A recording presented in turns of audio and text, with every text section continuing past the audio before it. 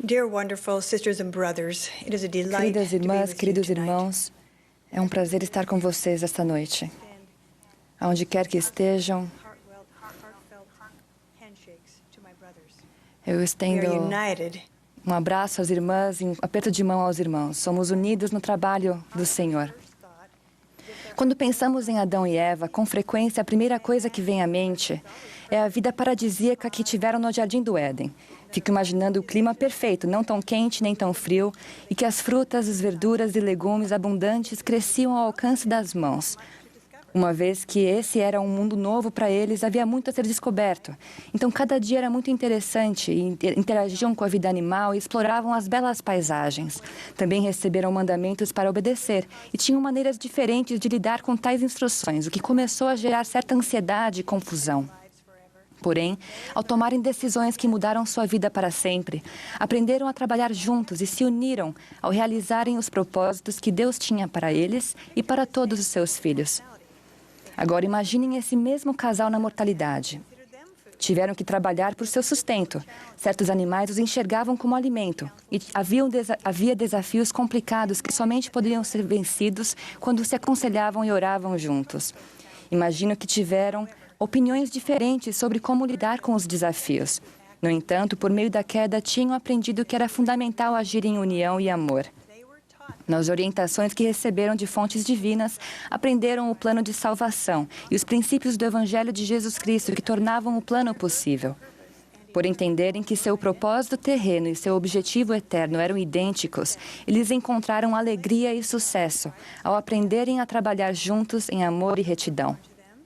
Quando tiveram filhos, Adão e Eva ensinaram à sua família o que tinham aprendido com os mensageiros celestiais. Eles se concentraram em ajudar seus filhos a também entender e aceitar os princípios que lhes trariam felicidade nesta vida e que os preparariam para retornar a seus pais celestiais, depois de terem desenvolvido suas habilidades e provado sua obediência a Deus. Nesse processo, Adão e Eva aprenderam a valorizar seus diferentes pontos fortes e apoiaram um ao outro em seu trabalho de significado eterno. À medida que séculos e então milênios se passaram, as nítidas contribuições interdependentes e inspiradas de homens e mulheres se tornaram obscurecidas devido a informações erradas e a mal-entendidos. No período entre aquele maravilhoso Jardim do Éden e agora, o adversário tem tido muito sucesso em seu objetivo de separar homens e mulheres com suas tentativas de conquistar nossa alma. Lúcifer sabe que se ele conseguir prejudicar a união que homens e mulheres têm, se ele conseguir nos confundir a respeito de nosso valor divino e de nossas responsabilidades assumidas por convênio, terá sucesso em destruir famílias, que são a unidade fundamental da eternidade. Satanás instiga a comparação como uma ferramenta para criar sentimentos de superioridade ou inferioridade, escondendo a verdade eterna de que as diferenças inerentes dos homens e das mulheres são dadas por Deus e são igualmente valiosas. Ele tentou depreciar as contribuições das mulheres tanto para a sociedade quanto para a família, desse modo diminuindo sua influência edificante para o bem. Seu objetivo tem sido o de promover a luta pelo poder, em vez da comemoração das contribuições singulares de homens e mulheres que se complementam e contribuem para a união. Então, com o passar dos anos e pelo mundo inteiro, o amplo entendimento das divinas, ainda que diferentes contribuições e responsabilidades interdependentes dos homens e das mulheres, desapareceu em grande parte. Em muitas sociedades, as mulheres se tornaram subordinadas aos homens, em vez de serem parceiras a seu lado. Suas atividades reduzidas a um propósito restrito. O progresso espiritual foi reduzido a quase nada durante essa época sombria. Pouca luz espiritual conseguiria entrar na mente e no coração saturados de tradições de domínio.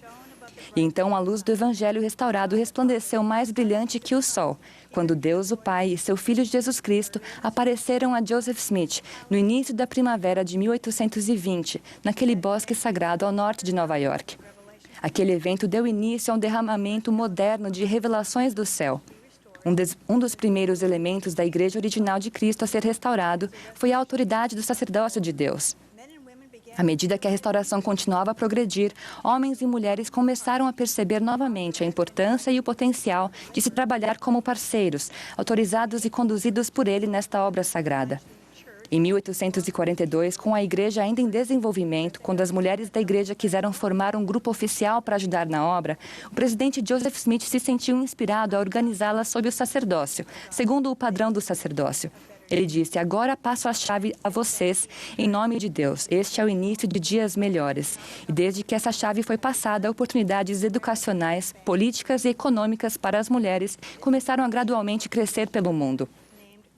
Essa nova organização da igreja para mulheres, intitulada Sociedade de Socorro, era diferente das sociedades femininas da época, porque foi estabelecida por um profeta, que agiu com a autoridade do sacerdócio para conceder autoridade, responsabilidades sagradas e posições oficiais às mulheres, dentro da estrutura da igreja e não fora dela. Desde os dias do profeta Joseph Smith até hoje, a restauração contínua de todas as coisas trouxe o entendimento da necessidade da autoridade e do poder do sacerdócio, para ajudar tanto homens quanto mulheres a cumprir suas responsabilidades divinamente atribuídas. Fomos ensinados recentemente que as mulheres que são designadas por um portador do sacerdócio que possui chaves, atuam com a autoridade do sacerdócio em seu chamado. Em outubro de 2019, o presidente Russell M. Nelson ensinou que as mulheres que recebem a investidura no templo têm o poder do sacerdócio em sua vida e em seu lar, à medida que guardam os convênios sagrados que fizeram com Deus. Ele explicou que os céus estão abertos tanto para as mulheres que são investidas com o poder de Deus que emana de seus convênios do sacerdócio, quanto para os homens que portam o sacerdócio. E ele incentivou cada irmã a liberalmente invocar o poder do Salvador, a fim de ajudar sua família e outras pessoas a quem amam. O que isso significa para você e para mim? Com o fato de entender sobre a autoridade e o poder do sacerdócio, como isso muda a nossa vida? Um dos segredos é entender que quando mulheres e homens trabalham juntos, realizam muito mais do que trabalhando separadamente. Nossos papéis são complementares em vez de competitivos. Apesar de as mulheres não serem ordenadas a um ofício no sacerdócio, como ressaltado anteriormente, elas são abençoadas com o poder do sacerdócio, à medida que guardam seus convênios e atuam com a autoridade do sacerdócio quando são designadas para um chamado. Em um maravilhoso dia de agosto, tive o privilégio de me sentar com o presidente Russell M. Nelson na casa reconstruída de Joseph e Emma Smith, em Harmony, Pensilvânia, próximo ao local onde o sacerdócio arônico foi restaurado. Em nossa conversa, o presidente Nelson falou a respeito do importante papel que as mulheres desempenharam na restauração. Um dos aspectos mais importantes que me recordo quando venho a este local da restauração do sacerdócio é do importante papel que as mulheres desempenharam na restauração. Quando Joseph começou a traduzir o livro de Mórmon, quem estava escrevendo? Bem, ele escreveu um pouco, mas não muito. Emma ajudou. E então penso em Joseph quando foi ao bosque orar, perto de sua casa em Palmyra, New York. Para onde ele foi? Ele foi ao bosque sagrado. Por que ele foi para lá? Porque lá era o lugar onde sua mãe costumava ir quando queria orar. Essas foram apenas duas das mulheres que tiveram papéis essenciais na restauração do sacerdócio e na restauração da igreja. Sem dúvida, poderíamos dizer que as esposas são tão importantes hoje quanto eram nessa época. Certamente são.